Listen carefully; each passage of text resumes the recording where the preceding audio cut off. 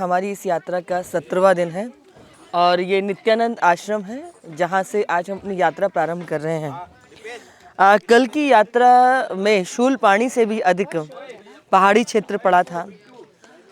हमने कल्पना भी नहीं की थी कि शूलपाणी के उस जंगल को पार करने के बाद में गुजरात में प्रवेश करने के बाद में हमें इतना संघर्ष करना पड़ेगा। लेकिन जो कल हम लोगों ने रास्ता तय किया उसमें एक पहाड़ पूरा नहीं होता था कि दूसरा शुरू हो जाता था, दूसरा पूरा नहीं होता था कि तीसरा शुरू हो जाता था।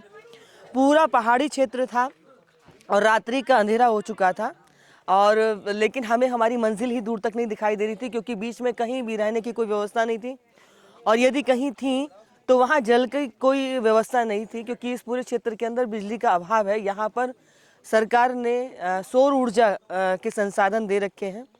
तो काफ़ी दूर यहाँ जब पहुँचे नित्यानंद आश्रम में तब रात्रि में जाकर के हमको विश्राम करने का अवसर मिला।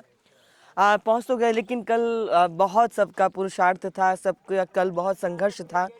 चढ़ने में पहाड़ में सबको दिक्कत आई थी, सबकी सांसें हाफू हाफू हुए थे, कोई घुटना लेके बैठा था, कोई पैर लेके बैठा हुआ था और लेकिन सब करते करते माँ के जय जयकार करते करते सब पार तो लगे।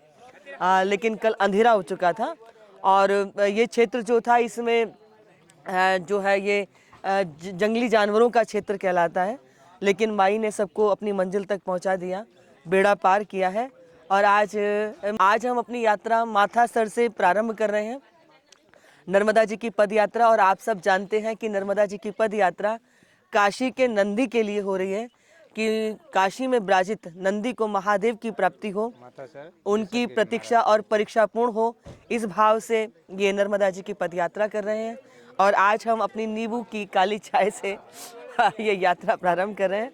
पर बहुत आनंद है, बहुत सुख है। जिस यात्रा में तप ना हो, हाथ पैर दर्द ना करें, पता ना चले तो यात्रा भी कैसी लगे। तो बहुत आनंद है, कहीं भी सो जाना, कुछ भी पा लेना, कुछ भी खा लेना, सबके साथ घुल मिल जाना, ये ही तो पाने के लिए यात्राएं होती हैं जो बहुत कुछ सिखाती हैं। तो बहुत आनंद है। नर्मदे हर, नर्मदे हर, नर्मदे हर। तो स्वामी जी ये जो अन्न क्षेत्र आप यहाँ जो चला रहे हैं, ये कितने वर्षों से चला रहे हैं आप? 9 साल हो गया। 9 वर्ष हो गए। आपका नाम क्या है? जैसलगिरी महाराज। और आप हैं कहाँ से? गांव वाले। यहीं के ही हैं? यहीं के हैं। तो पहले आपने नर्मदा जी की परिक्रमा की है? नहीं किया। नहीं किया?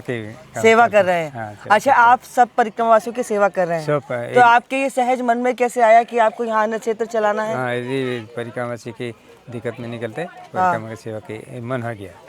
तो ये जो आपको अन्न क्षेत्र चलाने के लिए लोग सहयोग जो करते हैं वो आपके क्षेत्र के हैं कि बाहर के लोग हैं? नहीं तो हमारे लिए कोई दान दाता देते हैं, राशन पानी। अच्छा, पैसे तो नहीं देगी। लगभग कितने परिक्रमावासी यहाँ पे परिक्रमा कर जाते हैं? एक दिन में तो मैया 400 500 300 लोग आ जाते हैं, दिन में भी रात को भी।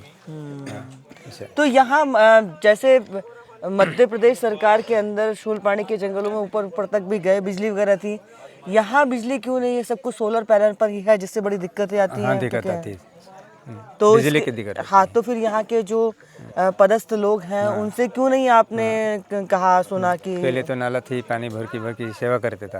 हाँ, अभी हेडपम्प आ गया, सोलर है, ऐसा कहते हैं। अच्छा, सोलर से। लेकिन सोलर से पूरा पड़ तो नहीं पाते? नहीं, तो दिन में निकलते हैं। तो या तो फिर एक काम किया जाए ना कि जितना सोलर लगा हुआ है एक दो और लेकर के परिक्रमा वासियों के एप्लीकेशन वगैरह लगा करके और ले लिया जाए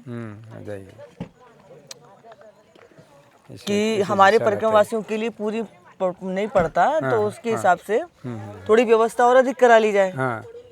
इधर की इधर ऊपर वाले भी काम बाकी है, ये सीढ़ी बनाना भी बाकी है। सीढ़ी नर्मदे हर सहज किसी की व्यवस्था करना, सेवा करना व्यक्ति के लिए आसान नहीं होता, लेकिन इतने सारे परिक्रमा वासियों के लिए सेवा करना और रात दिन उनके लिए अन्न की व्यवस्था करना, रुकने की व्यवस्था करना, जल की व्यवस्था करना बहुत शक्ति और सामर्थ्य लगती है। और वो भी एक दिन के लिए नहीं। यह परिक्रमा जो है लगातार चलती रहती है और यह व्यवस्था, यह जो सेवा है यह भी लगातार चलती है। तो आप इतनी सुंदर सेवा कर रहे हैं।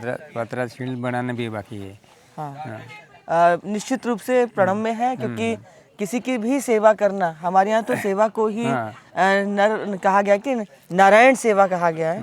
तो आपकी सेवा को खूब खूब प्रणाम कर रहे हैं, खूब खूब धन्यवाद है आपको कि आप सबकी सेवा में